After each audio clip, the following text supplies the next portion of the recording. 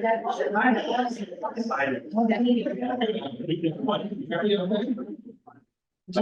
that's a little better. Thank you so much for being here. Welcome to the Waterworks. On behalf of the St. Augustine Historical Society, I'd like to say thanks to the Cultural Council, to the City of St. Augustine, and I'd like now to introduce our Executive Director for the Historical Society, Megan.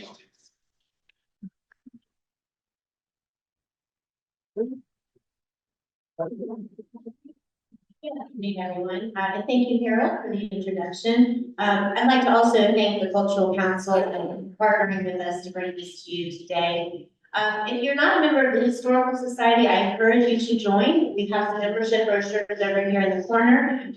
We have a lot of exciting events, publications, things like this that we do year round. And just want to let you know the next few things we have going on May 8th. On May 10th, we will have Dr. Christine Miller. She'll be talking to us about colonial medicinal practices. And then on May 23rd, we will have our annual Herschel Shepherd Award for Excellence in Preservation, and we'll be honoring Dr. Thomas Graham this year. Those are all free and open to the public. All of our events and talks are free and open to the public, whether or not you're a member. But I do encourage you to join us. There's so much great things behind that membership. And again, thank you, big thanks to Harold George and Bob Naraki for really pulling this together today. We've got some exciting things in mind to maybe make this even bigger and better next year.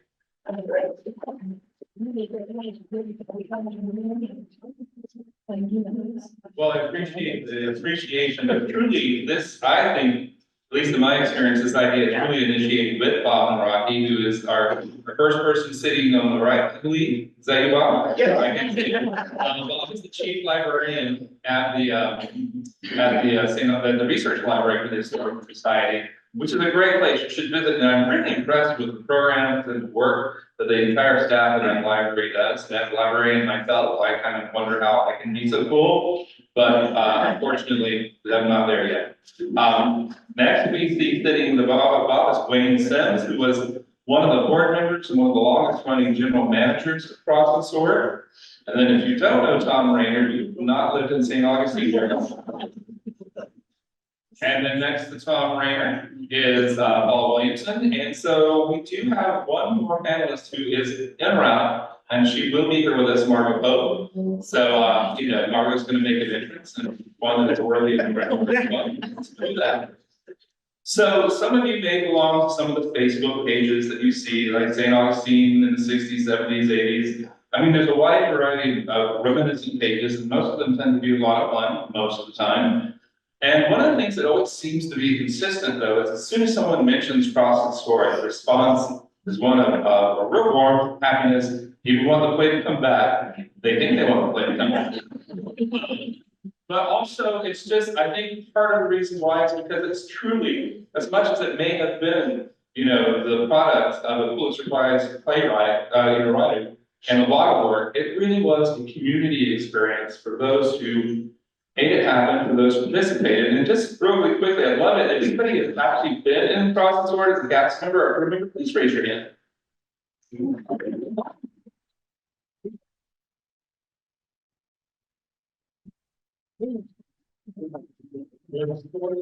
can tell. Theater, but it was a very magical and special experience for us. And so I'm going to start off with Bob and ask him a few questions. We're going to run through it. There will be an opportunity after all the panelists have spoken to ask some questions. And so I encourage you to do so. And what I'll do is I'll set the microphone up over here, and you can come over this way and get in line, if you will, and ask your questions. And hopefully, you can direct them to a specific panelist, or they may volunteer to answer the question. They might even vie for your attention. So thank you again for being here this afternoon, Bob. Was there any one element or one experience about the history of Cross the SOAR, what you could see? Because as I understand, you probably came here in the 90s, and it was that. Bob's understudy over here, they moved here in 2005. So Bob had some knowledge of it, I'm sure, but no in first-hand knowledge. What exactly do you think was the catalyst for making today happen? Excuse me. Well, it's one of the great things about working at the Historical Society is we have so many great collections, so much unique information. And we have, thanks to Wayne, about 14 boxes of material from the Cross and Sword when they closed up. Sorry, I'm not used to this, Harold. It's okay, that's why I'm here. I'm not an actual nor do I play one. But anyway, so we have a lot of cool material and we've been very excited and, it also came about after a while, we're going, wait. You know, people keep talking about it, Kristen Solano wanted to start it over again in 2015 for the 450th. And I had a crazy idea. I went to our executive director meeting, and thankfully she said yes. Put something together and I contacted Harold. Harold put this panel together. And the one thing I discovered in talking to everybody, it was very much a community event. You can see that out, people were part of it, people went to it. So that's why I got excited about it, and that's, yes, thank you. My wife's so good, wait, closer. Anyway, Okay. we wanted to do more. Well, so I'm gonna probably ask you a little bit of round robin, but at the same time, if you want to continue and you want to respond to any of the other comments from the board members, please, I encourage all of you to. Wayne, you had been on the board for a while before you found yourself voluntold to be a general manager. Can you tell us a little bit about how that happened to you? Yes, thank you very much. I had, I'm on the board, I think in 73. I moved here in 70 when I put the radio station on the air and was involved in the community quite a bit. So I was volunteered to get on the board and I did. And stayed on the board in many capacities for several years until it was in the 1980s that we lost Connie Hansen, who was our longtime manager. And Connie was moving back to Texas. And we're at the board of directors meeting and Fred Bozard Jr. How many of you knew the father, Fred, cigar smoking Fred? We're at the board of directors meeting and I was quoting. He looked over, I just sold the radio station. And he said, "Hell, Wayne, you ain't working anymore. Why don't you run it this summer?" 9 years later, I retired. And it lasted another couple of years. Cross and Sword, this man to my left, and that's why I'm sitting here so I can feel important. This man to my left is the one that really got the thing going. And he was the first general manager and can address a lot of those things. I would just say, go ahead, if you got a question, I'll let you finish. Don't worry, I'm not gonna rush you off. I do have a book, but I don't think I'll have a bullet today. Okay. Cross and Sword was a very unique animal. And I won't go into the history of what was the problems of trying to get audiences after the flush of the first few years, and the blush was off the balloon. It became a task to try to create a large crowd. And being in a tourist town, having to wait until 8:30 to start the show to get darkness to make the show effective for outdoor drama. Tourists would come in and have a full day of enjoying the great city, go have a wonderful dinner, and they did not feel like coming out at 8:30 to see the show. They wanted to go back to the hotel and go to bed. And that was one of the things you faced in getting revenue. So consequently, we were very dependent upon funding from out of the Division of Cultural Affairs in the Department of State in Tallahassee. And I spent as much time with Elm Upchurch and Gus Gregg and folks like that over in Tallahassee as I did anywhere else, trying to create funding to keep it on the go. And it was a very difficult project. The one thing that made it go, for many years, we had a very close involvement with St. John's River Junior College, St. John's River Community College, St. John's River State College, evolving of that institution in Palatka. And Dr. Bob McClendon, Robert McClendon, was the go-to man. He was a big believer in Cross and Sword. Tony Washer was the start of Flow Arts, which is the Florida School of Arts, headquartered at St. John's, and it went into operation in 1976. They started Flow Arts. And we used Tony Walsh as our we call him executive producer director because he was the bell cow that did all of it. And then put it together. I would go to the SETC conference auditions and would advise him and help him as best I could in those respects. But it was Tony who really did the show in those days. And he had the access to technical support people on the administrative staff and the Flow Arts and St. John's River Community College. So he could bring them in, our music director, our costumer, our tech director, our assistant tech people, or students that came out of Flow Arts and actors and actresses who came out of Flow Arts and had real supporting roles in the show. We would go to Southeast Theater Conference and audition professionally for our Menendezes and our Norinas and our Orivas and so forth, et cetera, to get the primary people. But we were able to depend on utilizing the folks over at the Flow Arts in effort for it to make it successful. And those are the days. And I imagine it took all sorts of community efforts. I'm gonna actually skip over Tom Rayner just a second. And I'm gonna go to Paul. And I think Paul, this question won't be too much of a surprise for you. But one of the things that I think you have an interesting perspective because you were involved at one point as a, if I understand, a general manager towards the final years and had a lot to do with the transition towards what is our treasure of the St. Augustine Amphitheater. But you also became acquainted with Cross and Sword about the same time you became acquainted with Tom Rayner. So I wonder if you might tell us a little bit about the origin of an intersection of those elements. I had two lives with Cross and Sword. One was in 1974 and 75 when I came here to go to Flagler College as a student. Came early. That was my summer job. My first employer in St. Augustine was Cross and Sword. Tom was my first boss. And then in later years, and I should say, I was one of those last people hired. I saw that there was one more spot for an extra, and I took it, $20 a week in 1974, which meant I washed dishes every day, and I got to be on stage at night. I was not an actor. Very first night is the cast were gathering, and getting to know each other. The question was always, are you a singer, a dancer, or an actor? And I would say, well, I'm an extra. Because I thought an actor was something that someone else called me. You never call yourself an actor. And that was something of ours.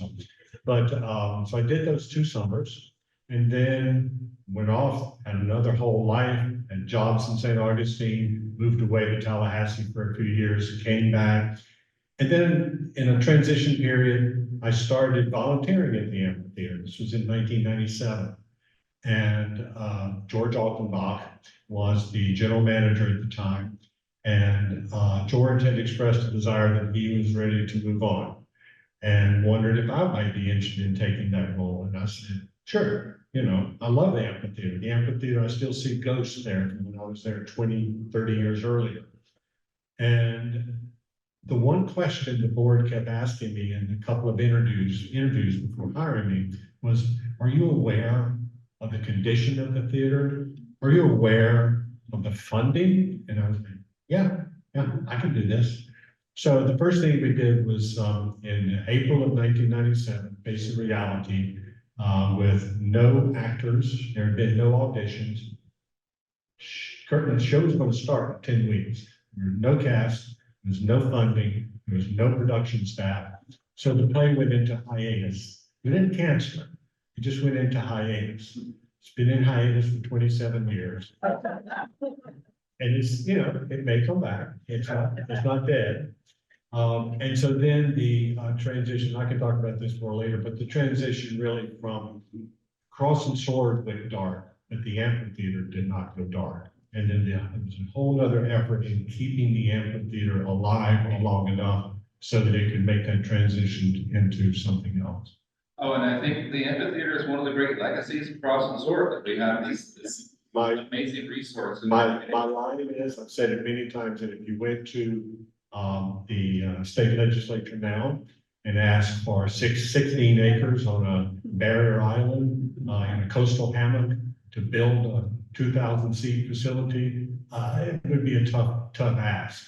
But because they put that footprint down and grabbed the land and were able to keep it, and we kept it, we at least kept the lights, they dimmed, but we kept them on until St. Johns County was in a position to step in. And of course, so the real legacy of Cross and Sword is the AMP. So. Yeah, okay, I think Wayne has a comment. May I ask Paul a question in that Why regard? not? Because Paul, Cross and Sword, you have to. the physical property at Cross and Sword was always amazing to most people. They envisioned it being the amphitheater and the parking lot, et cetera. But out behind it, there was a walking path that went out to the old coquina pits, to the north and to the east of, north and west of the stage. And even across Anastasia, across the highway, A1A, there was a little triangular area that extended even over on the other side to the west side of A1A that belonged to the Department of Natural Resources and was part of the state park. And consequently, there was a large amount of territory to be covered with maintenance. Well, I would actually like to return to, when Paul first did St. Cross and Sword in St. Augustine. You mentioned 1974. That's the year I moved to St. Augustine. We lived at my grandmother's house the first week of August, and I remember one night hearing a loud boom, and according to her, that was cannon Cross and Sword. My first impression is that, what would you say was your first true impression of your Cross and Sword experience? By this time, it's into. I'm not an actor. I had no aspirations of being an actor, so the whole thing was very, very new to me. I needed a job in St. Augustine that summer, and this was the thing. But I think that the very first day that everyone gathered in the seating, and Tom was the director that year, and also played the role of Menendez. And so he really was my boss, both on stage and in reality and within the play. But I remember clearly Tom telling us a couple of things. Don't get in trouble is one thing. But the other one that was probably more important, because I was surrounded by theater people, was that what you're going to learn this summer may not be the most greatest theater you're ever going to do, but you're going to learn endurance. And if someone is going to be in a long running play, they're going to have to get out there every night and do it again. And we did, those 2 summers, we did 65 shows. One night we thought. One night we thought. Oh, yes, Sunday night was a great one. Okay, we want to hear from Tom. And I remember there's probably a lot of stories of everybody's first impression of Tom Rayner, but I think we don't want those microphones too close to each other, but Tom, if I understand in our conversations we've had leading up to this event, the origin of Cross and Sword actually dates back to the 1930s, and then first was proposed because the city of St. Augustine was coming up on its quadricentennial. I think it's how you say the 400th anniversary. Am I right in that, or is that just another one of the many ideas that people like to throw about? What was it about the celebration? Not the 1930s, but the 1960s. Okay, And the 30s was a very active time in the push towards restoration okay. of the city. But the idea of the Cross and Sword, or a symphonic drama to celebrate the 400th anniversary, really was engendered in the mind of W.I. Drysdale, or Driscoll, Walter Irving Driscoll. He was the spark plug. And who was Mr. Driscoll?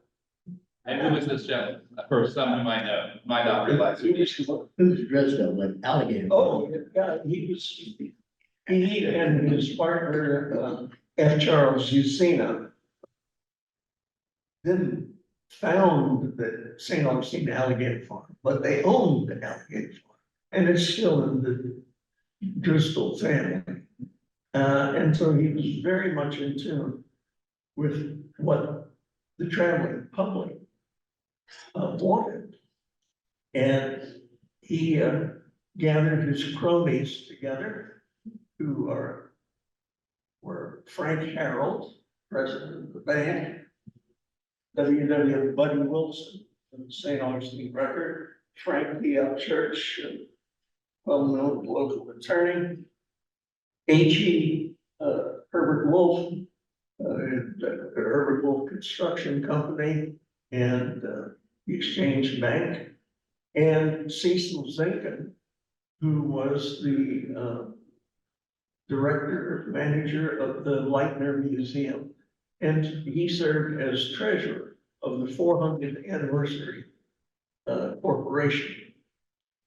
And Drizzt got the idea to have a symphonic drama because he had seen several, such as the Common Glory in Williamsburg, Virginia, and Unto These Hills in Cherokee, North Carolina. Both of these, not both of these, the Common Glory and the older play, The Lost Colony, had been written by Paul Green. Paul Green was at that time, well-known Pulitzer Prize winning playwright, and had grown up in the South and had a vision for a type of theater that would incorporate drama, music, dance, scenography, the whole 9 yards. Not an opera, not a play, not a dance, not a cantata, but all of those things, all of those things. And he became known as the father of outdoor drama. So he was contacted and contracted to write a play for St. Augustine. And that's how Cross and Sword got started. Mr. Driscoll contacted me in 1962. He had we had known each other all my life, and he had seen me perform in Unto These Hills in North Carolina, and asked if I would have an interest in heading up the working end of this idea. So my first title was production manager for the drama. And I went to work for the corporation in 1963, just 1 month before John F. Kennedy was assassinated. That was a strange day. My office was in the little kiosk in Plaza de la Constitución, the kiosk, which is now the band shell. It was completely enclosed at that time. And my office was there, and I got a call from my wife, Jean, saying, turn on the radio, which I did. And the awful news came across. But with any endeavor, the most important part of it is the personnel involved. And as you alluded to earlier, Bob alluded to earlier, Cross and Sword was a community activity. It was endorsed, financed in part by the people of St. Augustine, St. Johns County. And if it weren't for that community spirit, it never would have. Tom, can I ask you a question? How did the concept of getting Paul Green, who's the creator of symphonic drama, to do this type show? Who had the idea of formulating a show about St. Augustine's beginning Well, Green's earlier efforts dated back to the 1930s. And all of his shows were about how communities were established, how they struggled to survive, and how they either persisted or fell by the wayside. So this was right up his alley, right up his alley. Did you select Paul Green? No, Irving Driscoll selected him. Yes, Very good. absolutely. It was a plum forest at that point, question. So plum forest, when you got Paul Green involved, here, right? Yeah, he was the main, drama. he was the main man. So Tom, I'm gonna ask you a question because I don't know, I didn't already know this. So you were in the Lost Colony. No, On these hills, Hudson Beach Hill. on these hills and That was Cherokee. by Kermit Hunter. So how did you find yourself in that play? Did you go to the Southeast Senior Conference or how did that happen? While I was an undergraduate at the University of Florida, a fellow named Herman Middleton approached me. He was a graduate student. And he had been associated with Unto These Hills for years. And thought that I might be a good candidate for the company. And so he recruited me to become a member of Unto These Hills, along with 2 or 3 other of my classmates from the University of Florida. And so we went to Unto These Hills, and I was there a total of 3 years, or 3 seasons, in 56, 57, and after spent in the Army in 1960.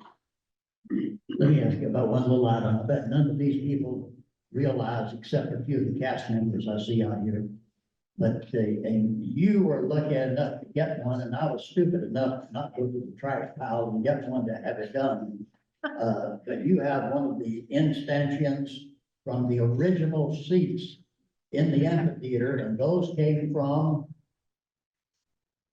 The Polo Grounds. the Polo Grounds in New York City. No, that's Paul's chair.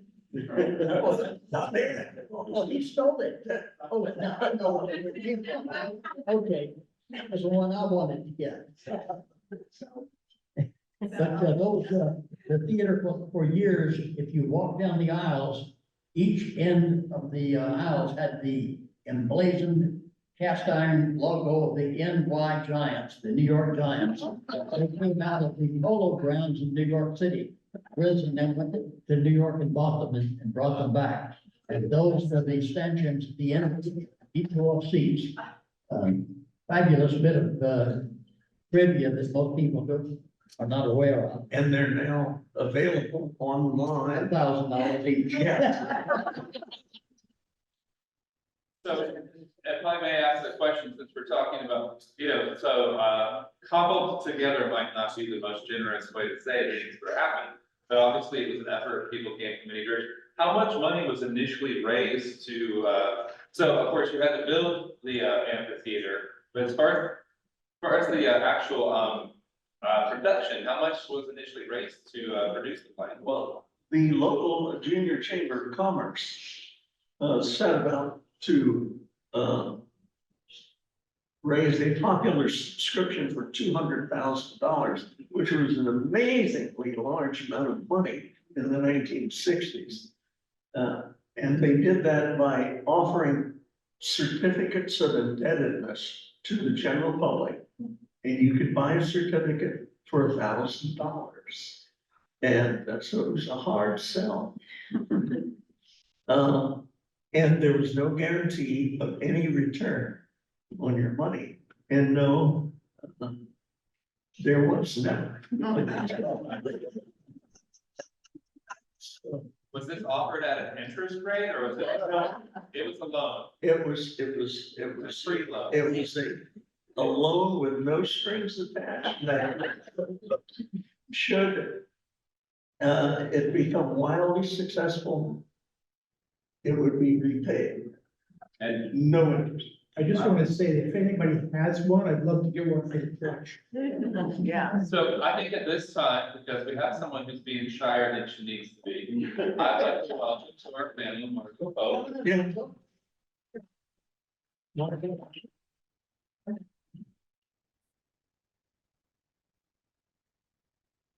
I'm so grateful that you're here today, Marco. Yeah. I like to say, with, you know, with love, that Marco knows where the bodies are buried. There'll be no, there'll be no revelation today. That's right. Margo knows just enough. Margo, thank you for being here. Thank you. And we're doing a bit of a round robin. Tom has been giving us a little bit of the idea of the origin of Cross and Sword and how that happened. We'll come back to you in just a second, Tom, but you had just started working at the St. Augustine Record around the time that this was being developed. Were you actually working for the Record when the? Yes, I was working, I was in and out of the newspaper because I was a student at St. Joe, and the sisters, forgive me, when I would get bored, I would go to my homeroom teacher in my junior year and say, I'm gonna go over to the Record for a little while.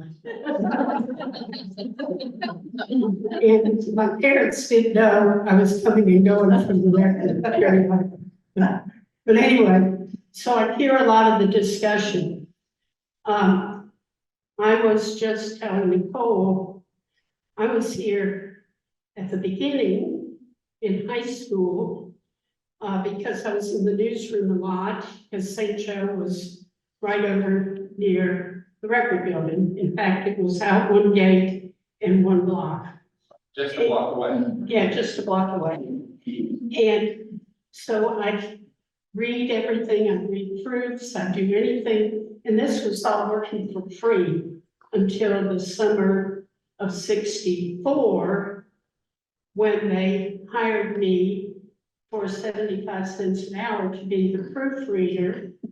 And when I wasn't reading proof, I would fill in on the other desks, the women's desk, even the sports desk, you know, things like that. But it really cranked up to me in '63 when I was in the newsroom. And I was reading proof on an article that included Mr. Driscoll. And of course, I knew David, and I knew Mr. Driscoll's wife. And he was pushing the idea of an amphitheater, and he was in the middle of securing the state property at the time, you know, that all that wilderness out there on the beach road. And we were in school, and the kids who did, you know, plays at St. Joe were all hearing the buzz about Mr. Rayner being involved and about the play, and how there were going to be a lot of opportunities for young people to be in the play when it eventually happened. And of course, I really wanted to be in the play, but my parents said no. But through the Records connection, that summer, the opening summer, Mr. Tebow bought a bunch, and this is Hoopy Tebow, so he would have been junior. He bought a bunch of tickets for all of us and for the ad department to go to the play on opening night. And then Mrs. Tebow, Senior, Beth Tebow, his mother, by then was running the newspaper because it was family owned. And so she was having a party for the Record afterwards. So, you know, we were all agog about doing this. But the interesting thing about that summer, I got to interview and do these little short snippets, which we couldn't find in the research library files under anything. But I know that I wrote about 5 of the principal people. The one I remember the most was Margaret Weistel, because I was on my way to the University of Florida that fall. And, she was one of the lead characters. I told her I'd been accepted, but the dorm she was affiliated with was Rawlings, and I was going to Jennings. But I did spend a lot of time over in Rawlings because she was a great person and wonderful counselor type person. So just off the top of your head, if you had to do a guesstimate, 1965, what do you think was the population of St. Johns County? Oh, the county was practically wilderness. So this really was a big deal to have so big. Oh, like this put together. This was a big deal because they needed, so they were not getting a lot of tourists here. You know, the 400th was coming up, but we still weren't the big buzz. That was the buzz in the newsroom. How do we get them in here? And I know Wayne wants to say something, but, you know, so that's why I was doing these little, probably 4 or 5 paragraph things with lead characters. And they just ran, you know, anywhere in the paper to get attention. We ran a lot of editorials. Mr. Driscoll's 400th anniversary committee was meeting at the Bennett Hotel regularly for lunch. And my father Red Cox being the recreation director, and Mr. Driscoll having the baseball connections that he did. Daddy was at every one of those meetings, and he talked about them at home. So I was hearing it at home and hearing it when I was in the record building. And it was a big deal, a lot of fun. And truly a local effort. So- Pretty local What effort. I was gonna comment, because I think she brought up a very important point. You asked the question. I don't know if 65, Margot, but in 68, when I started doing research to bring the radio station, which you had to do, What radio station? at WAOC. Okay. Yeah. Okay. It's the population in the county was a little under, hold on to your breath, 32,000 people. Wow. Compare that to our present 300,000 Yeah. plus. So it was less than 32,000 people in the entire county supporting the activities going on. So, And the city was right about 7,000 at that point. Because I was part of a group that had to do demographics over at St. Joe for one of our classes. And it was in the classes, I think I was a 10th grader, 1963. And that figure was just startling because we thought we were a big fish. And we were a very small fish, even in the county, even in St. Johns So County. makes sense then why this would make such a big imprint on people. And, maybe Tom, so you were a general manager in the beginning, Tom? If I understand that correctly? Or? At first, I was the production manager. And they hired a fresh-faced young man named Philip Weber to come to St. Augustine. And Phil was a nice guy. And that's about all I can say. He didn't last very long. But he was, I feel the devil is too, he was very instrumental in getting the National Geographic to come and do a feature article on St. Augustine, in which Cross and Sword was part of the article. But they let him go after less than a year. And they turned to me, since I was doing everything anyway. And said, well, Tom, why don't you do that? We'll make you general manager. No additional money, of course.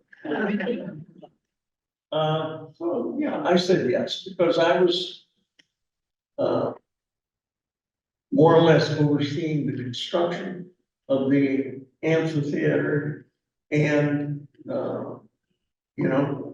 writing some checks, although Cecil Zinc was doing most of that. And one thing led to another, so I became general manager in 1964. Man's being bashful. I can tell you, if you can possibly conceive of the idea of the first year, maybe you didn't do the real stage directing as such, that Zimmerman did. But in those early stages, if you can imagine the problems involved with the administrative, the structural, all of those things combined with casting, directing, and getting the show on the stage. And we're talking about, folks, there were 100 people called for in the first cast of Cross and Sword. And I think the best count I had, there was about 80 people literally on stage at times. That didn't include the people behind stage. But that was a large group that Tom was having to ride herd on. And I just think the idea that he's probably the reason Cross and Sword existed, period. That's all I can say.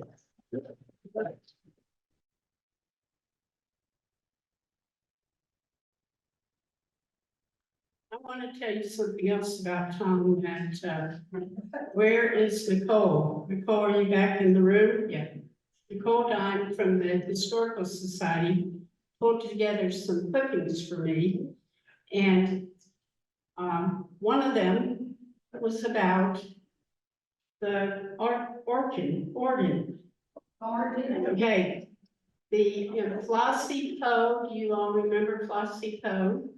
Flossie Poe engineered the fundraising for that. And there was this nice photograph. Did you bring it? You didn't bring the photograph? We'll do a follow-up, Nicole. We'll do some kind of follow-up from this new photo.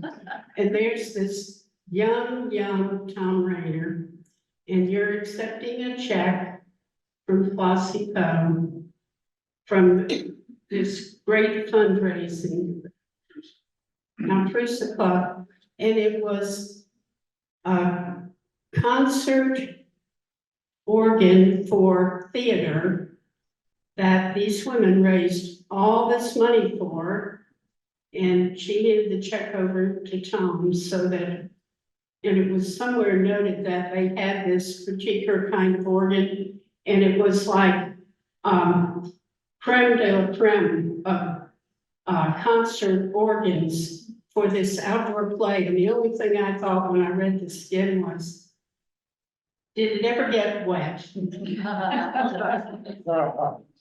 We had a special compartment built for it under the stage right lighting tower. Oh, yeah. So there's a little triangular room under the base of that tower, which housed the organ, and which cost something over $3,000. In '65, that was a lot of money. Our first organist was Norman Lidshine from Norman, Oklahoma. And he was crackerjack. And well, the reason why did you have an organ? Well, many of the early outdoor symphonic dramas used organ accompaniment throughout the production, but Cross and Sword didn't. So we had a lovely theater organ that was a lovely theater organ. What might have happened to that? After years of service, the humidity of St. Johns County got into its bones. That was it. But we had a fully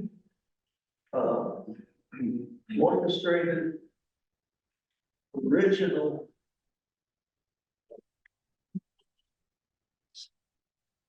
score written by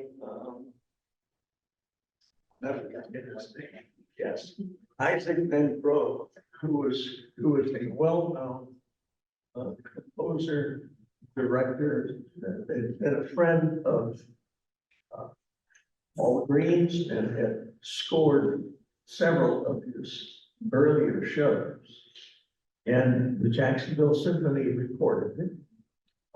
And, we had to pay a royalty every year to renew that. And who did that royalty go to? Pardon? Was that to Paul Green or? No, the royalty went to Federation of American Musicians, local 444.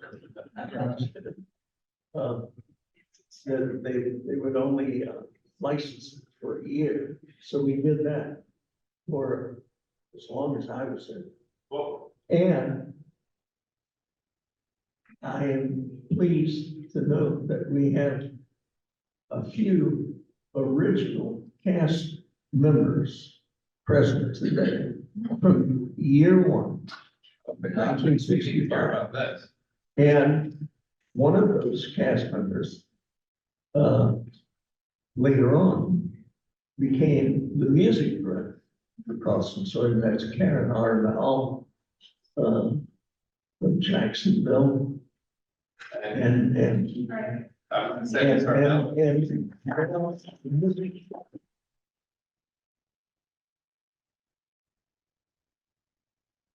Mrs. Pierce. We're- And her husband, who is a noted author, is with her this afternoon. Also, my spouse, Gina, the original.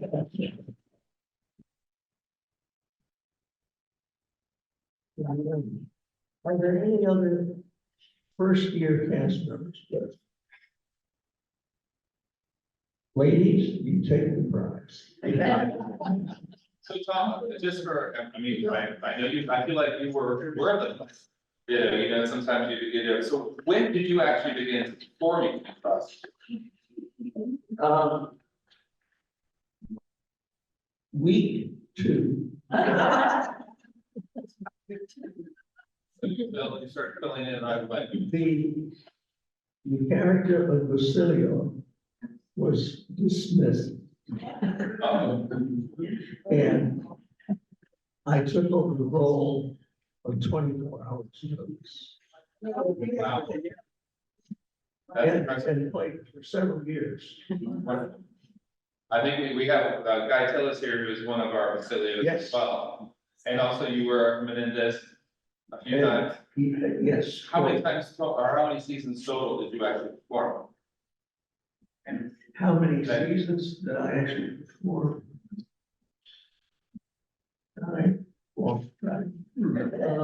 We also have members of the Rainer family who were part of it, like you guys essentially lived at the amphitheater.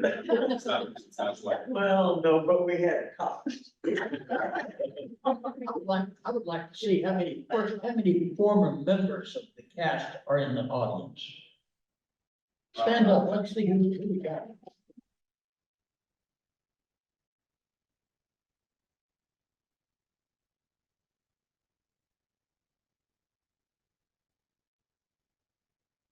And now another question I'd like to ask is, how many of you saw Crossing Swords? Oh, that's great. That's great. I have another question, and then I By the way, he is a former cast member also. I did in 86 and 87, and I remember the second day of 87, I'm like, why did I come back? It was truly a magical summer experience for many reasons. I learned a lot of lessons, like Tom said, you would learn endurance, that even if you are sixth in line to understudy, you might be asked on a moment's notice to take the lead, and you better know what you're doing. In fact, that's really what I learned from Tom Rainer, is that, you know, it's about working. So my question though is like, was there other places or locations considered for the location of the amphitheater? What was it that was most attractive? Was it the state? It was the Ownership. state ownership, Okay, and Mr. Driscoll worked real hard through his partner in business at the St. Augustine Alligator Farm, who was state representative F. Charles Shuzina. State Road 16 has his name on it. And that was the pathway to get the state interested through Mr. Zena. And, I had one more connection with that first year before we forget it. Please. I interviewed Abby Driscoll about the time when the amphitheater was being resurrected by St. Johns County with Glenn Hastings Tourist Development Council.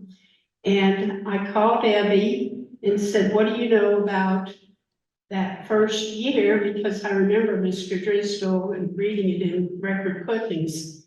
And so I went to her house for lunch over on Bolano, and she said that when all of this was happening, Driz would come home and say to her, we're taking a vacation, get the boys, and we're going on a trip. And she said, first time, she said, oh, well, that'll be nice, you know, family vacation. Well, it was to an amphitheater in Texas. Because Mr. Driscoll kind of, you know, in his way, connecting people, and I guess Mr. Uzina too, wanted to look at the best of the best. And the best of the best at the time, you know, were in Virginia and Texas. And Driscoll had never been to Texas, so as Evie said, we went on a lot of family vacations to amphitheaters around the country. And he would arrange to meet with the business people for the amphitheaters, and then community business people about the outdoor plays and how successful they were, and all of this kind of thing. But you know, the family vacation part really struck me that what a great way to see the USA. I'm gonna ask a question of Paul and then Bob before we open it up to the audience. And when the audience, if you want to ask a question, if you could come over here to the microphone, that might make it a little bit easier. Paul, you have, I mean, the way I see it, and don't be bashful, I think that you really were instrumental in making sure that the amphitheater remained a St. Johns County resource, or at least, you know, one of the team that made sure of it. And it had a lot to do with the fact that you can find ways to keep it as an active performance space, even if it wasn't the state play that was happening. Could you tell us a little bit about why you were doing that and how that worked? During that period after the, once the play entered its hiatus period, there were already events going on. It was Conquest and Colonization, you might remember, it was a founding story for school kids, the Passion Play, Gamble Rogers Folk Festival was started at the amphitheater. So there were still some events going on, but we did, I shouldn't say we, because I was the only person there. I was the only employee. One idea was, one, keep the lights on, keep using the axiom that you get what you pay for. We didn't charge much because you weren't getting much. I mean, there was a lot of infrastructure problems, but we would rent every space we possibly. If you want the stage, we'll rent you that. If you want the parking lot, we'll rent you that. We'll do whatever. And one of the reasons was to get the community to come back to the amphitheater. Because a lot of people, you know, in the community had seen Cross and Sword. Why would I go see it again and again and again? But they hadn't been to the amphitheater in a while. So we were able to bring in some new events.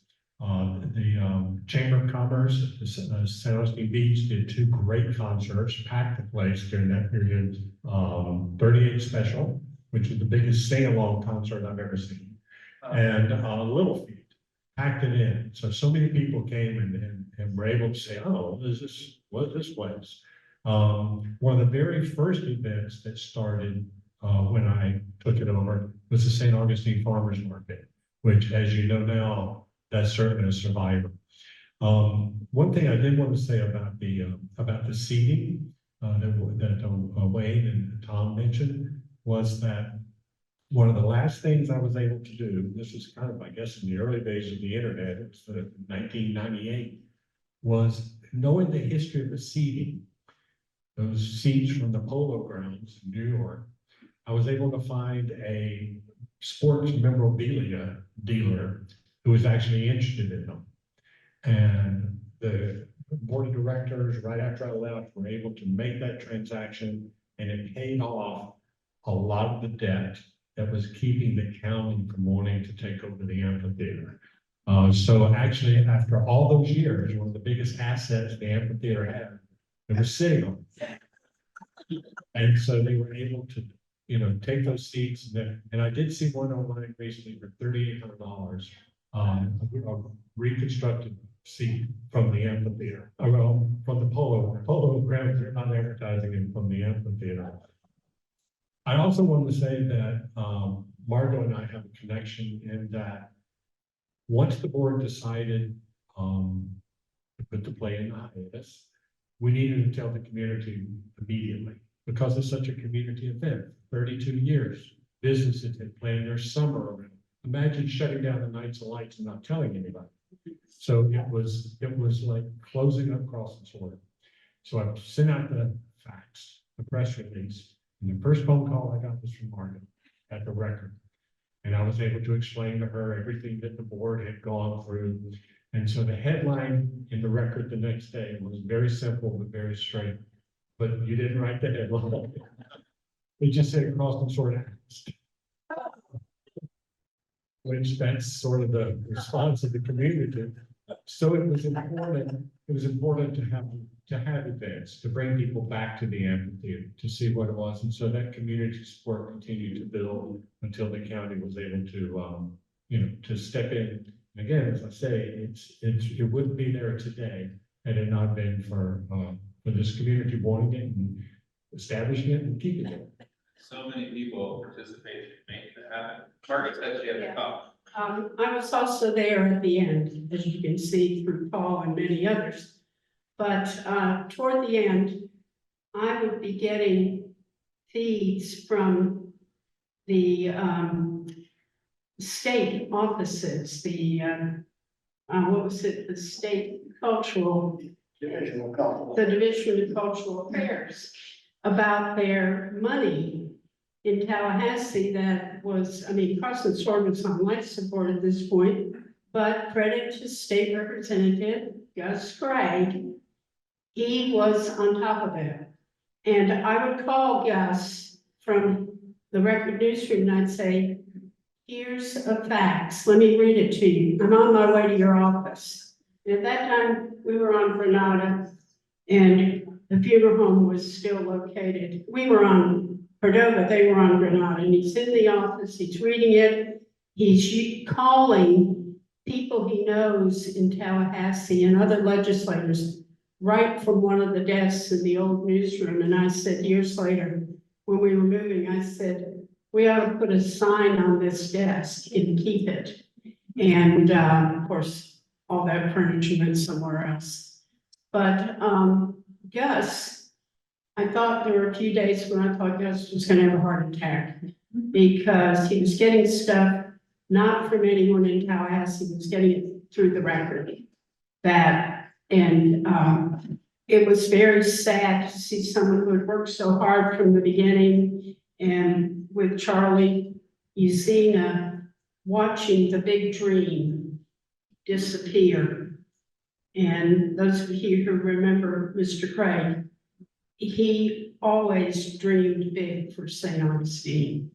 And there he was. Of course, we don't have any pictures of the record of those time frames, but that man was on the phone, and I'm sure he would still be on the phone if he were with us today. Well, I want to say thank you for all the people that did keep it alive, so that at least I could have the experience I had.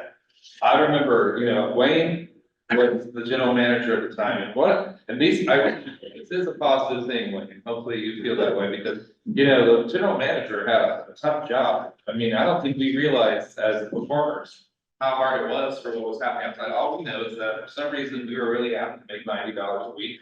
We had day jobs. I remember sometimes though during rehearsal, I really remember a little before or after, I think Wayne was talking about the fact that our paychecks might be delayed 1 week.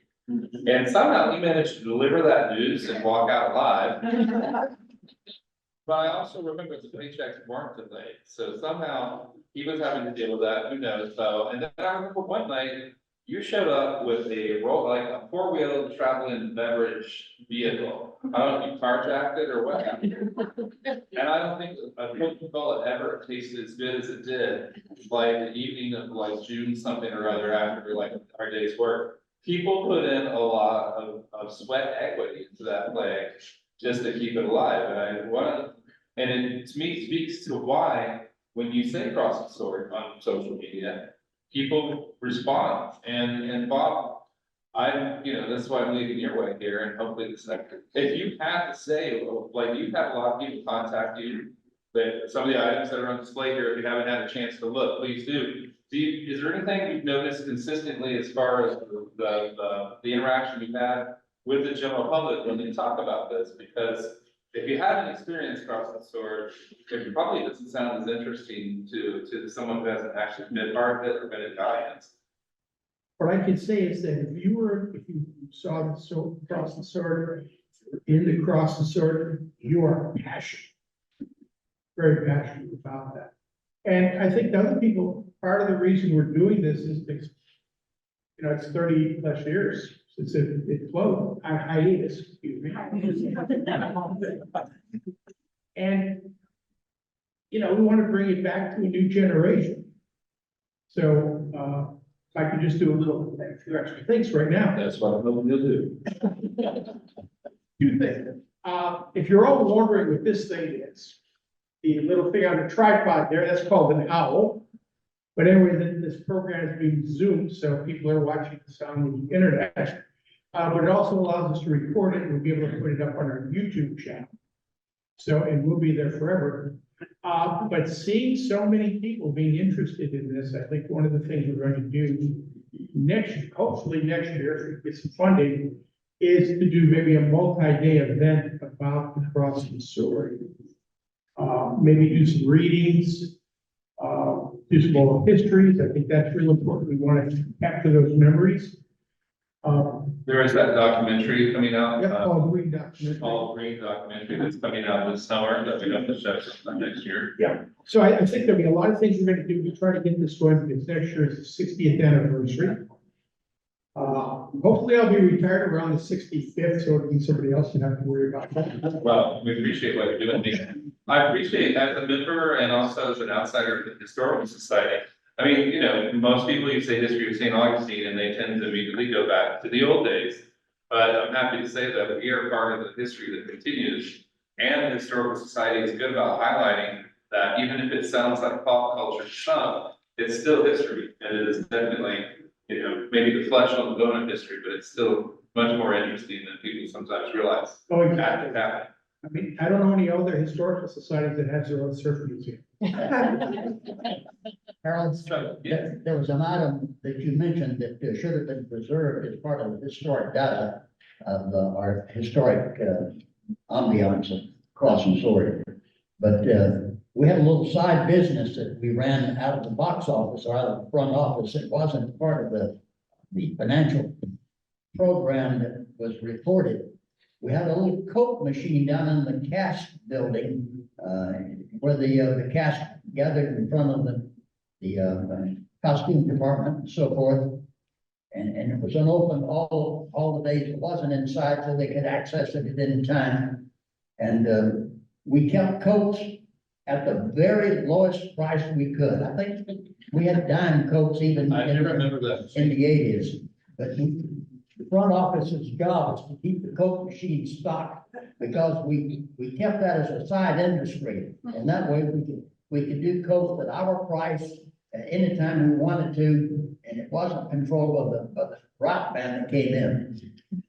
Well, I think and hope that you all have some questions, and if you would, come over to this side if you'd like to ask the panel a question.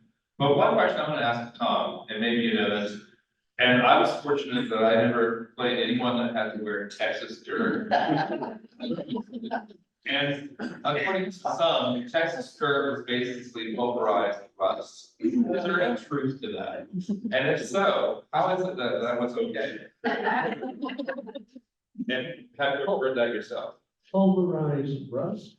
Right, rust powder, like it has some kind of iron oxide. Oh, well, yeah, it was dirt from Texas. But it was refined, and there is a sample, there's a little jar of Maron, Texas dirt. I think Bob, They bought that. Yeah, it's, so it's in a shaker. So it's not barbecue, but if you wanna shake it up, we're not responsible for you trying to get it off. and we mix it. And apparently you Shaker can sweat this out for 2 weeks after the show. But let me add something else about Texas dirt.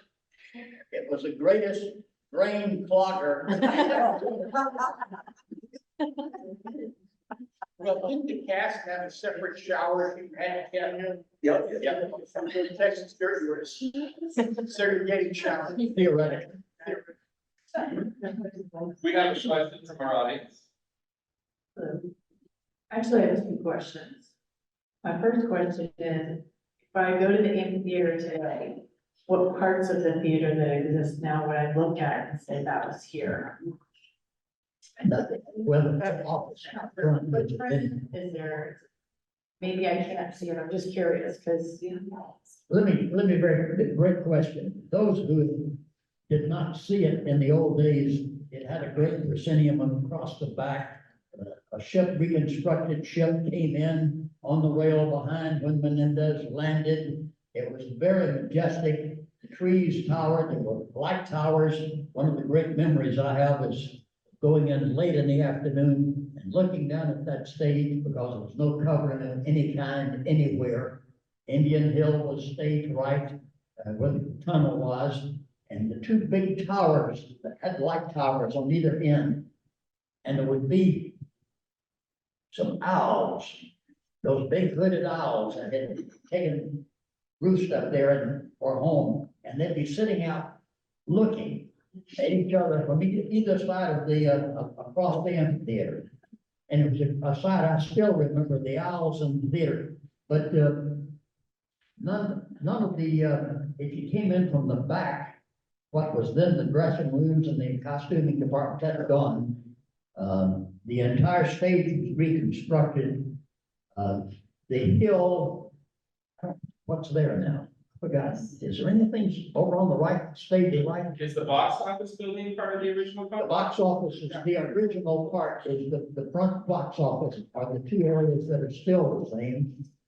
Some of the upstairs, back of the seating area has been renovated and it's still carried over. But in essence, very little of it looks as Cross and Sword did during the heyday. Big comments. There's one glaring part that's easy to overlook because it is so large. You can't see the forest for the trees. The main seating area, the concrete work is original. And I remember very distinctly Marlowe Jarrett, who designed the stage that was there for Cross and Sword. Before the seats were installed, Ron said, it's a shame we have to put in seats because the concrete is so reminiscent of an ancient Greek or Roman theater. And you just love it. Love it. so my other question, I'm not really sure how to ask this. I've never seen Cross and Sword, I've lived here about 10 years, 11 years. I'm familiar with Cross and Sword because Paul Williamson is my former boss. But what's interesting is listening, is there anything you can tell or synopsis or maybe put it on the list for the revision of this next year that what is Cross and Sword? I'm gonna be an audience of, you're assuming that everyone in this room knows what Cross and Sword is. I only know that it was a play about St. Augustine. Can you elaborate? Maybe I'm not the only one in the room. Okay. if It I may, may. it may take too long to tell the whole story, but. If I may, it is a chronicle of the earliest days of the founding of the city of St. Augustine. It begins in Spain, comes over with the colonists and Pedro Menendez and his interaction, the interaction of Spanish with the Indian. It is not an historic document. It was never intended to be a historic document. It is a piece that gives you an idea of the spirit of the times. And most of the action that takes place within the context of the play is based on actual facts. But, Notina was not Notina. She was Antonia, and she was a Calusa from the West Coast. But Pedro Menendez accepted her from her brother Carlos, not Oriba, and sent her to Cuba to be educated as a Spanish lady. She was 40. She was heavy set. She wasn't the beautiful Indian princess that. But the kernel of the story is there. Father Mendoza of Grajales, the pastor of the little community, was a real person. A real person. Captain Alvarez and the others were people that accompanied Menendez. They struggled mightily. And Menendez finally returned to Spain and said in his dying words that his most sincere desire was to come back to Florida and to continue the work here. So it's a sprawling story. How wide is the stage? 100 feet. Oh, Yeah, it was a multi-level, over 100 feet wide stage with dramatic action, with lots of dancers, lots of Indians, lots of music. It was a flowing show that had lots of vibrations in it. Very vivid and was very energetic and fun to watch. Especially closing night one night. I'll tell you this quick story. Closing night, the ending of the show is a battle where the Menendez conquers the Indians and claims St. Augustine, and he's going to go back to Spain. And everybody is on stage. The entire company shows up on stage for the final scenes. And up on Indian Hill, there's a group of Indian girls. One of them has decided she's going to do a la natural that night to close the season and close the show. And indeed she does. And nobody noticed it because it was too dark.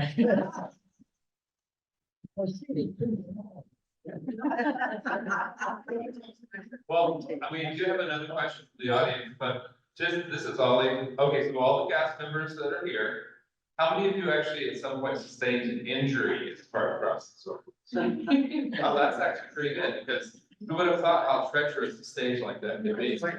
But you still went with it because it was all about endurance. I'll let you ask your question. That's a good question.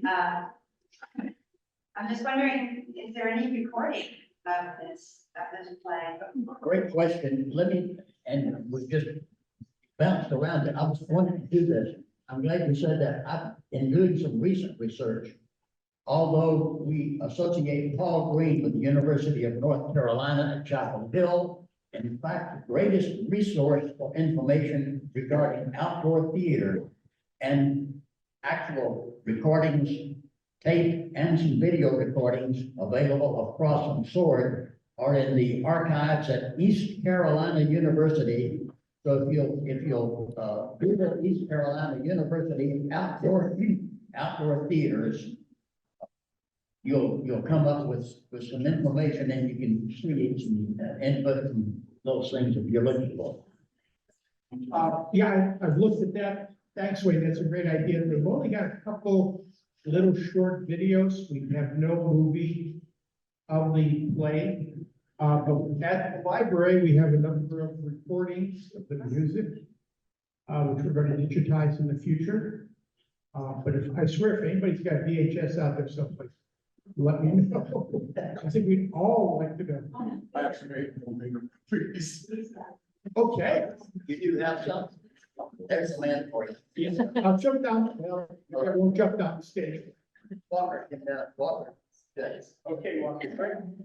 Okay, I just wanted to say, I don't have a question, but I wanted to elaborate on the fact that one of the most moving things I've ever seen in live theater was the hurricane scene.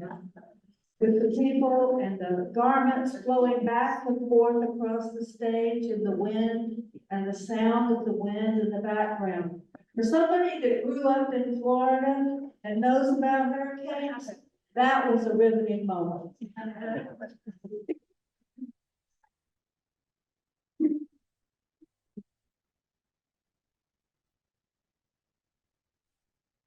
I'm Walker Fisher.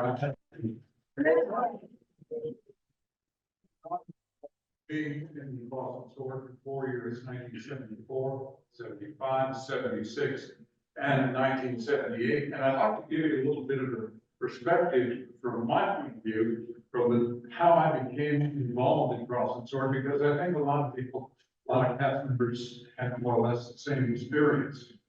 Back in 1974, I was finishing up at the University of Florida on the GL Hill telecommunications and broadcasting degree. And I was on my way to New York City to become the next Walter Cronkite. Well, I received a letter from the mother in Northern Beach. And I opened it up, there was a clipping in the newspaper, from the newspaper, that was announcing the auditions for Cross and Sword, the official for the state play. Well, I'd seen Cross and Sword back in the early days, and I liked it, but I really didn't think much about it. So I said, well, you know, I've been in school, I've been in the Army, I've just come back from Vietnam. I could use the summer off.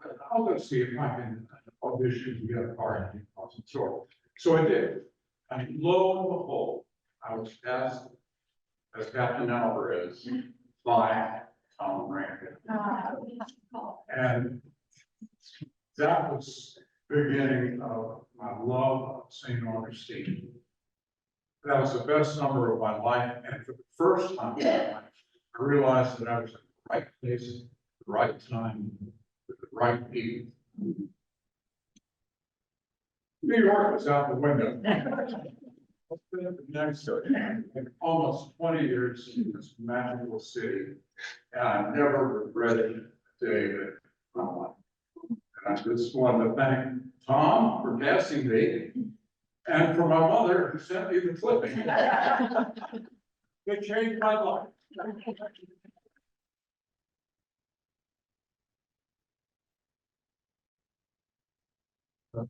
I would like to add that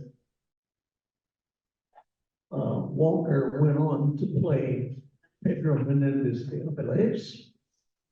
And during the off-season, when we produced The Body and the Wheel by Mr. Gibson, playwright, he played Jesus in the Easter pageant. It wasn't bad, it was a play, really, by William Gibson, the author of The Miracle Worker. And to play both Menendez and Jesus, I think was quite. Back in those days, I could remember lines. I'm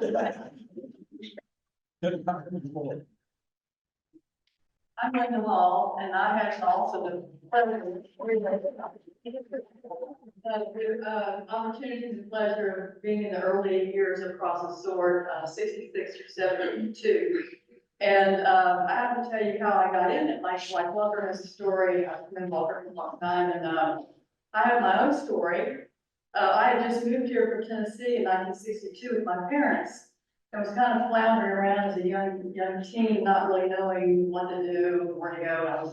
This was a big city for me, coming from a rural community in Tennessee. So Cross and Sword opened in 65, and the next year my father said to me, why don't you go audition for this play, this Cross and Sword thing? I said, well, what would I do? He said, well, I don't know, it might be fun, and just go see. So I remember the day, so I was, 14 or 15, walking across that gigantic, enormous stage. All I had to do was say my name, I think, where I was from. And just the only time in my life that my knees knocking and just having to do that. And Tom was, I think Dr. Zimmerman was directing that year. Tom, of course, was there, and I was cast as the Indian maiden and loved it every second of those 60, 65 nights with the mosquitoes and the whatever. So I was an Indian maiden for 2 years, and also became understudy for Princess Notina. And by that time, I was going to be a sophomore in college, and I had a phone call from Tom. I don't know if you remember this. And it was before the summer, it was like the spring of that year, and he was offering me, number one, the part of Notina, and also scholarship to Flagler College. Wow. And I think I was speaking in tongues. I didn't know what I was saying. I was so shocked at both of these things, and because at the time we couldn't afford $3,000 to go to Flagler College. That's how much it was back then. So I know that at the end I did say thank you. I know that I said that. Whatever else I said, I don't know. I don't know what I said. But I do remember the first time I played Notina was when I was 16, and I was an Indian maiden about to go up. I was on the Indian hill, crouching, about to go up for a scene, and somebody grabbed me from behind, and I got kind of upset. I was like, go on, she said, go on. She said, come. So it was the stage manager, Michael Beistel. And Maggie Beistel says to Mike, he pulled us, what's going on? He said, you have to play Notina. So the lady who was playing Notina had become sick during the first act, and pulled me to the dressing room. And I was just like, I know my eyes were that huge, and of course I knew the part because I'd understudied her, but it was just kind of a shock to be pulled off the Indian hill and saying, you gotta get dressed for Notina for the second act. And by that time, she's already been sent to Cuba and become a lady and comes back all, of course, she's changed from the Indian outfit to this dress and the wig, and she's come back from Cuba as a lady. So at least I sort of did look like the original Notina, but I was coming back to a different person. That felt my first time playing Notina as a 16-year-old teenager, and then 2 years later I played Notina for 3 years. So, but those 6 years were probably one of the best times of my whole life. And this man was God to us, and I'll tell you how much he was God. I remember one night being on the stage, and the mosquitoes, no matter how you sprayed yourself, no matter what you did, they were all over you anyway. And I remember standing there and seeing that they were all over my ankles. And I just wanted to go, and I thought, no, I know he's watching, and I know I can't move it, I'll be out of character, and they'll see me, and I can't do it. So that was just like, he was God, just do anything that was gonna be out of character while he was watching. It's really, it's supposedly about Menendez founding St. Augustine, but there are two cast members who are always remembered. One, the lovely Notina, and the other is the character relief of the show Basilio, and this was an original Basilio and where's Guy? Guy was one of the more memorable Basilios that we had, but Basilio was comic relief. Well, and I would like to say thanks to everyone, and, you know, a lot of people are surprised, you know, I went on to be a librarian, but my undergraduate degree was theater. And I say all the time, I use that degree, the experience I had, I learned a lot about hard work from that show, from Tom Rainer, and the community of people we had to encounter. And I was lucky, I remember the second year when I got to be Captain Alvarez, I got a raise to $125 a week, I thought I was doing something right. But I remember my audition, I remember going, it was the open call or whatever you would like to call it. And I got up there and I didn't have my glasses with me because I had lost them the day before. And I got up and did it, and at one point, something must have worked wherever I got hired, much like Paul. I was an extra, and I did a lot that summer, but the thing I remember most about my audition is that people were laughing, and it seemed inappropriate to the script. And finally, later in the day, I said, I wonder why people are laughing. He goes, oh, you were reading the stage direction a lot of the lines. Because I couldn't really see her. So Cross the Sword really did offer an opportunity and make up for their mistakes. And I just like to say thank you. Oh, Paul. Let me add one quick note about Melissa's question about what of the original amphitheater still exists, and as Wayne pointed out, the box office building. Right. Was the original. And as a sign of community support, the next time you're at the amphitheater, look at the building and you'll see the Rotary Club symbol is on the building, because that was part of their contribution to making the amphitheater. And the Rotary Club contribution in 1965 for that building was $10,000. Wow. Which was amazing. Amazing. Well, I can tell you about 10 years later, my parents bought their home for $22,000. So that gives you a certain proportion. Thank all of you for being here and giving us your time. We probably could do a video of each of you talking for several hours and tell us all the insights. But I think we need to let everybody go this afternoon, but can we hear it for our panel?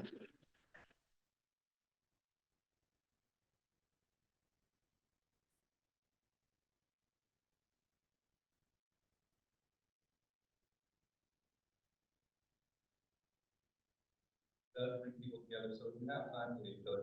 Please visit and share your memories and or our hopes for next year's program. If you have ideas and feedback, let the Historical Society know what you would like to see happen, and it just might happen. Thank you.